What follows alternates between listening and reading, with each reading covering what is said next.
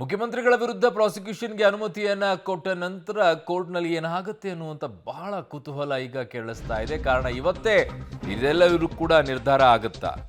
ಇವತ್ತು ಹೈಕೋರ್ಟ್ನಲ್ಲಿ ಮುಖ್ಯಮಂತ್ರಿಗಳ ಪ್ರಾಸಿಕ್ಯೂಷನ್ ಭವಿಷ್ಯ ಗೊತ್ತಾಗುತ್ತೆ. ಸಿಎಂ ಪ್ರಾಸಿಕ್ಯೂಷನ್ನಿಂದ ಪಾರಾಗ್ತಾರಾ ಅಥವಾ ಇಲ್ವಾ?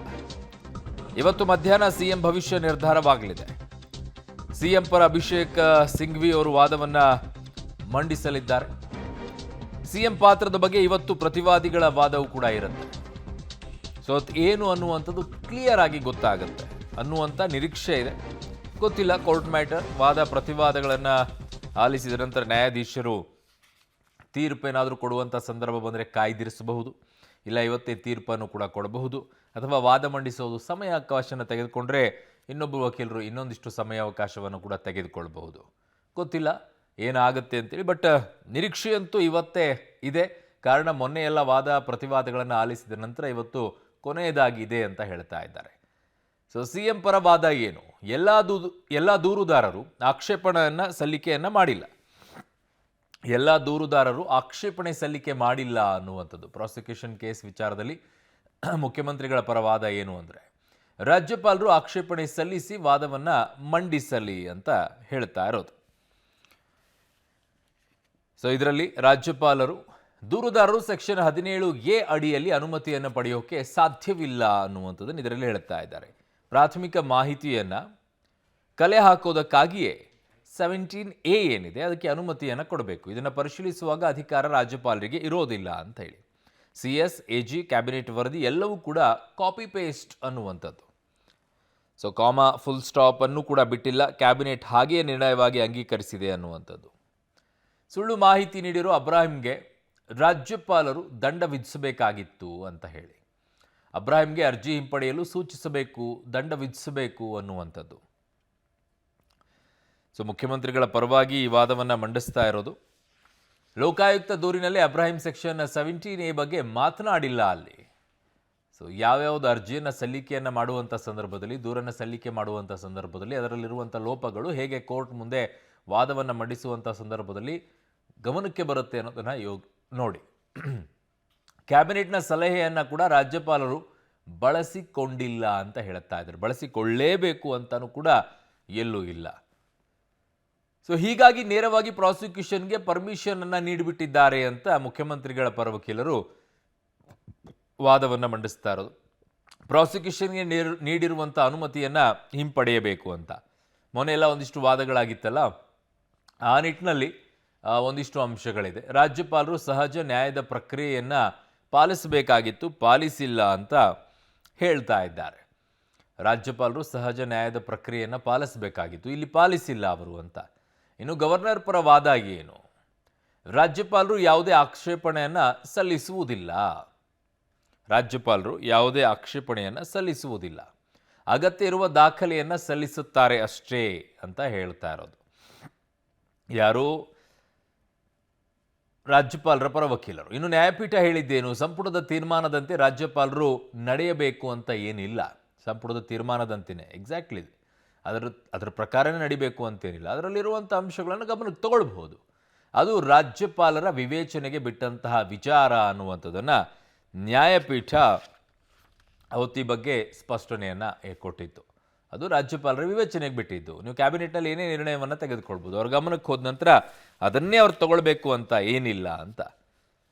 ಸೊ ಹಾಗಾಗಿ ಈ ವಿಚಾರದಲ್ಲಿ ಇವತ್ತು ಏನಾಗುತ್ತೆ ಅನ್ನುವಂಥ ಕುತೂಹಲ ಬಹಳ ಇದೆ. ಮುಖ್ಯಮಂತ್ರಿಗಳ ವಿರುದ್ಧ ಪ್ರಾಸಿಕ್ಯೂಷನ್ಗೆ ಅನುಮತಿಯನ್ನು ಕೊಟ್ಟಿರುವಂಥ ವಿಚಾರದಲ್ಲಿ ವಾದ ಮತ್ತು ಪ್ರತಿವಾದ ಇವತ್ತು ಮುಕ್ತಾಯವಾಗಬಹುದು. ತೀರ್ಪನ್ನು ಇವತ್ತೇ ನೀಡಬಹುದು ಅಥವಾ ನಾಳೆನೂ ನೀಡಬಹುದು, ಇಲ್ಲ ಮುಂದೂಡಿಕೆಯನ್ನು ಮಾಡಬಹುದು.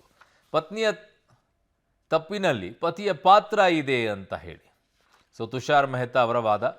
ರಾಜ್ಯಪಾಲರು ವಿವೇಚನೆಯನ್ನು ಬಳಸಿ ಪ್ರಾಸಿಕ್ಯೂಷನ್ಗೆ ಅನುಮತಿಯನ್ನು ನೀಡಿದ್ದಾರೆ. ಸೊ ತುಷಾರ್ ಮೆಹ್ತಾ ಅವರು ಸಂಪೂರ್ಣ ಕ್ಯಾಬಿನೆಟ್ ತನ್ನ ವಿವೇಚನೆಯನ್ನೇ ಇಲ್ಲಿ ಬಳಸಿಲ್ಲ ಅಂತ. 17A ಅನುಮತಿ ನೀಡುವ ಅಧಿಕಾರ ರಾಜ್ಯಪಾಲರಿಗಿದೆ. ರಾಜ್ಯಪಾಲರ ಪರ ವಕೀಲರು ತುಷಾರ್ ಮೆಹ್ತಾ ಅವರ ವಾದ. ಪ್ರಾಥಮಿಕ ಮಾಹಿತಿಯನ್ನು ಕಲೆ ಹಾಕೋದಕ್ಕಾಗಿಯೇ 17Aಗೆ ಅನುಮತಿಯನ್ನು ಕೊಡೋದು.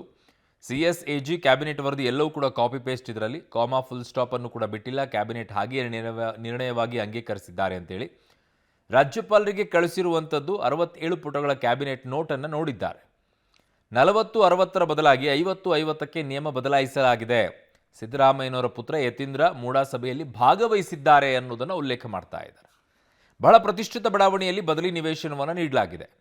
ಇಷ್ಟೆಲ್ಲ ಅಂಶಗಳಿದ್ರೂ ಕೂಡ ಕ್ಯಾಬಿನೆಟ್ ತಾರತಮ್ಯ ಪೂರಿತ ನಿರ್ಣಯವನ್ನು ಕೈಗೊಂಡಿದೆ ಅನ್ನೋದು ತುಷಾರ್ ಮೆಹ್ತಾ ಅವರ ವಾದವಾಗ್ತಾ ಇರೋದು. ರಾಜ್ಯಪಾಲರ ಪರ ವಕೀಲರು. ಸೊ ಮಣೀಂದರ್ ಸಿಂಗ್ ಅವರ ವಾದ ಏನು? ಸ್ನೇಹಮಯಿ ಕೃಷ್ಣ ಅವರ ಪರ ವಕೀಲರು ಇವರು. ಡೆವಲಪ್ ಆಗಿರುವಂಥ ಲೇಔಟನ್ನು ಕೃಷಿ ಭೂಮಿ ಮಾಡಿಬಿಟ್ಟಿದ್ದಾರೆ. ಡೆವಲಪ್ ಆಗಿರುವಂಥ ಲೇಔಟನ್ನು ಕೃಷಿ ಭೂಮಿ ಅಂತ ಮಾಡಿಬಿಟ್ಟು ಖರೀದಿಯನ್ನು ಮಾಡಿರೋದು. ಕ್ಯಾಬಿನೆಟ್ ಒತ್ತಾಯದ ಮೂಲಕವಾಗಿ ಆಗಿರಬಹುದು. ಆ ಏರಿಯಾ ಡೆವಲಪ್ ಆಗಿ ಹೋಗಿದೆ, ಲೇಔಟ್ ಕೂಡ ಮಾಡಿದ್ದಾರೆ. ಅದಾದ ನಂತರ ಅದನ್ನು ಖರೀದಿ ಮಾಡಬೇಕಾದ್ರೆ ಅದು ಕೃಷಿ ಭೂಮಿ ಅಂತ ಖರೀದಿ ಮಾಡಿದ್ದಾರೆ. ಭೂಮಿ ಸ್ವಾಧೀನವಾಗಿ ಪರಿಹಾರದ ಹಣ ನೀಡಿದ್ರೂ ಕೂಡ ಮಾಲೀಕರು ಪಡೆದಿಲ್ಲ. ಇದರಲ್ಲಿ 2006ರಲ್ಲಿ ಆ ಜಮೀನಿನ ಬೆಲೆ 6 ಲಕ್ಷ ರೂಪಾಯಿ ಇತ್ತು. ಈಗ 55 ಕೋಟಿ ಕೊಡಿ ಅಂತ CM ಕೇಳಿದರೆ ಹೆಂಗೆ ಸಾಧ್ಯ? ಪರಿಹಾರದ ಹಣಕ್ಕೆ 9% ಬಡ್ಡಿ ಪಡೆಯಲು ಮಾತ್ರ ಅವಕಾಶವಿದೆ. 9% ಬಡ್ಡಿ ಅವಕಾಶ. ಈ ಅಕ್ರಮದ ಬಗ್ಗೆ ಸ್ವತಂತ್ರ ತನಿಖಾ ಸಂಸ್ಥೆಯಿಂದ ತನಿಖೆಯನ್ನು ಮಾಡಬೇಕು. ಸೊ ಇರುವಂಥದ್ದು 6 ಲಕ್ಷ. ಯಾವಾಗ 2006ರಲ್ಲಿ. ಅಲ್ಲಿಂದ ಇಲ್ಲಿಯವರೆಗೆ 18 ವರ್ಷ ಆಯಿತು. 18 ವರ್ಷದ ಲೆಕ್ಕಾಚಾರದಲ್ಲಿ ನಿಮಗೆ ಬರಬೇಕಾಗಿರೋದು 9% ಬಡ್ಡಿಯ ಲೆಕ್ಕದಲ್ಲಿ ಕೊಡಬೇಕು ಹಣವನ್ನು. 55 ಕೋಟಿ ಹೇಗೆ ಇದು ಅಂತ ಹೇಳ್ತಾ ಇದ್ದಾರೆ. ಇನ್ನು TJ ಅಬ್ರಾಹಿಂ ಪರ ವಕೀಲರು ವಾದವನ್ನು ಮಂಡಿಸಿರೋದು. 17A ಏನಿದೆ, ಸೆಕ್ಷನ್ 17A ಅಡಿಯಲ್ಲಿ ಖಾಸಗಿ ದೂರುದಾರರು ಅನುಮತಿಯನ್ನು ಪಡೆಯಬಹುದು. ಹೀಗಾಗಿ ರಾಜ್ಯಪಾಲರ ಅನುಮತಿ ಪಡೆದು ದೂರನ್ನು ದಾಖಲಿಸಲಾಗಿದೆ. ಭೂಮಿಯ ಮಾಲೀಕತ್ವ ಮೂಡಾ ಬಳಿ ಇದೆ. ಸೈಟ್ ಹಂಚಿಕೆ ಆಗಿದೆ. ಇಂದಿಗೂ ಕೂಡ ಕೆಸರೆ ಗ್ರಾಮದ ಸರ್ವೆ ನಂಬರ್ 464ರಲ್ಲಿ ಜಾಗ ಖಾಲಿ ಇದೆ.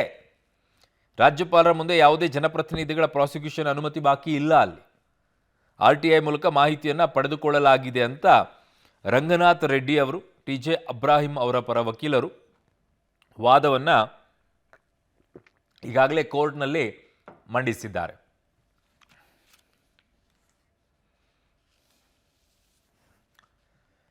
ಇನ್ನೊಂದು ಕಡೆಗೆ ಮುಖ್ಯಮಂತ್ರಿಗಳ ಕಾರ್ಯಕ್ರಮವನ್ನು ರದ್ದು ಮಾಡಿಕೊಂಡಿದ್ದಾರೆ. ಯಾಕೆ?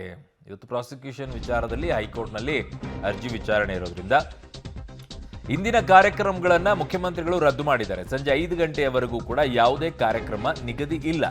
ಮಧ್ಯಾಹ್ನ 2:30ಕ್ಕೆ ಹೈಕೋರ್ಟ್ನಲ್ಲಿ ವಿಚಾರಣೆ ಪ್ರಾರಂಭವಾಗುತ್ತೆ. ವಕೀಲರ ಜೊತೆಗೆ ಚರ್ಚೆ ಹಿನ್ನೆಲೆಯಲ್ಲಿ ಮುಖ್ಯಮಂತ್ರಿಗಳ ಇಂದಿನ ಕಾರ್ಯಕ್ರಮವನ್ನು ರದ್ದು ಮಾಡಲಾಗಿದೆ. ಸೊ ಇಷ್ಟು ಕಾರ್ಯಕ್ರಮಗಳನ್ನು ರದ್ದು ಮಾಡಿಕೊಂಡಿದ್ದಾರೆ. ಸಂಜೆ 5 ಗಂಟೆಯವರೆಗೂ ಕೂಡ ಯಾವುದೇ ಕಾರ್ಯಕ್ರಮಕ್ಕೆ ಅವರು ತೆರಳುತ್ತಾ ಇಲ್ಲ. ಕಾರಣ ಇವತ್ತು ಕೋರ್ಟ್ನಲ್ಲಿ ವಿಚಾರಣೆ ಇರೋದ್ರಿಂದ ಅವರ ಕಾರ್ಯಕ್ರಮಗಳನ್ನು ರದ್ದು ಮಾಡಿಕೊಂಡಿದ್ದಾರೆ. ನನ್ನ ಸಹೋದ್ಯೋಗಿ ಪೊಲಿಟಿಕಲ್ ಬ್ಯೂರೋಯಿಂದ ಶ್ರೀನಿವಾಸ್ ರಾವ್ ದಳವೆ ನನ್ನ ಸಂಪರ್ಕಕ್ಕೆ ಸಿಗ್ತಾ ಇದ್ದಾರೆ. ಶ್ರೀನಿವಾಸ್, ನಿಗದಿ ಆದಂತಹ ಕಾರ್ಯಕ್ರಮಗಳು ರದ್ದಾಗಿದೆಯಾ ಅಥವಾ ಇವತ್ತು ಕಾರ್ಯಕ್ರಮಗಳನ್ನೇ ನಿಗದಿ ಮಾಡಿಕೊಂಡಿಲ್ವಾ?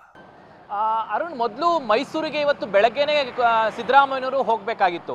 ಯಾವಾಗ ಸೋಮವಾರಕ್ಕೆ ವಿಚಾರಣೆ ಮುಂದೂಡಲಾಯಿತೋ ಆ ಹಿನ್ನೆಲೆಯಲ್ಲಿ ಮೈಸೂರಿಗೆ ಹೋಗುವಂತಹ ಕಾರ್ಯಕ್ರಮವನ್ನ ಸಂಜೆಗೆ ಮುಂದೂಡ್ಕೊಂಡಿದ್ದಾರೆ. ಮತ್ತೆ ಇವತ್ತಿನ ಎಲ್ಲಾ ಕಾರ್ಯಕ್ರಮಗಳನ್ನ ಕಾಯ್ದಿರಿಸಿಕೊಂಡಿದ್ದಾರೆ. ಅಂದ್ರೆ 5 ಗಂಟೆಗೆ ಒಂದು ಕಾರ್ಯಕ್ರಮವಿದೆ, ಅದನ್ನು ಹೊರತುಪಡಿಸಿ ಇನ್ನೆಲ್ಲಾ ಕಾರ್ಯಕ್ರಮಗಳನ್ನು ಕೂಡ ರಿಸರ್ವ್ ಇಟ್ಕೊಂಡಿರುವಂತದ್ದು. ಪ್ರಮುಖವಾಗಿ 2:15ಗೆ ಇವತ್ತು ಹೈಕೋರ್ಟ್ ನಲ್ಲಿ ವಾದ ಪ್ರತಿವಾದ ಇರೋದ್ರಿಂದ ವಕೀಲ ಜೊತೆ ಚರ್ಚೆ ಮಾಡಬೇಕಾಗುತ್ತೆ. ಸೊ ಈ ಹಿನ್ನೆಲೆಯಲ್ಲಿ ಸಿದ್ದರಾಮಯ್ಯನವರು ಯಾವುದೇ ಬೇರೆ ಕಾರ್ಯಕ್ರಮಗಳನ್ನ ಇಟ್ಕೊಂಡಿಲ್ಲ.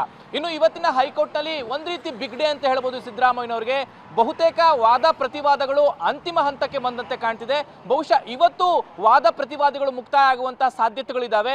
ಒಂದ್ ವೇಳೆ ಇವತ್ತೇ ವಾದ ಪ್ರತಿವಾದಗಳು ಮುಕ್ತಾಯ ಆದ್ರೆ ಬಹುಶಃ ತೀರ್ಪು ಮಾತ್ರ ಬಾಕಿ ಇರುತ್ತೆ. ಅದನ್ನ ನ್ಯಾಯಾಧೀಶರು ಇವತ್ತು ಕೊಡ್ತಾರೋ ಅಥವಾ ಯಾವತ್ತು ಡೇಟ್ ನಿಗದಿ ಮಾಡ್ತಿರೋ ಗೊತ್ತಿಲ್ಲ. ಆದ್ರೆ ಇವತ್ತಂತೂ ಸಿದ್ದರಾಮಯ್ಯನವರ ಪಾಲಿಗೆ ಬಿಗ್ ಡೇ ಆಗಿರೋದ್ರಿಂದ ಆ ಕೋರ್ಟ್ ಕಲಾಪಗಳ ವೀಕ್ಷಣೆ ಮತ್ತೆ ಕಾನೂನಾತ್ಮಕ ಚರ್ಚೆಗಳ ಹಿನ್ನೆಲೆಯಲ್ಲಿ ಸಿದ್ದರಾಮಯ್ಯನವರು ಒಂದು ರೀತಿ ರಿಸರ್ವ್ ಆಗಿ ಇವತ್ತಿನ ದಿನವನ್ನ ಇಟ್ಕೊಂಡಿರುವಂತದ್ದು. ಅರುಣ್, ಓಕೆ ಶ್ರೀನಿವಾಸ್, ಆದರೆ ಒಂದು ರೀತಿಯಾಗಿ ಯಾವ ಟೆನ್ಷನು ಇಲ್ಲ.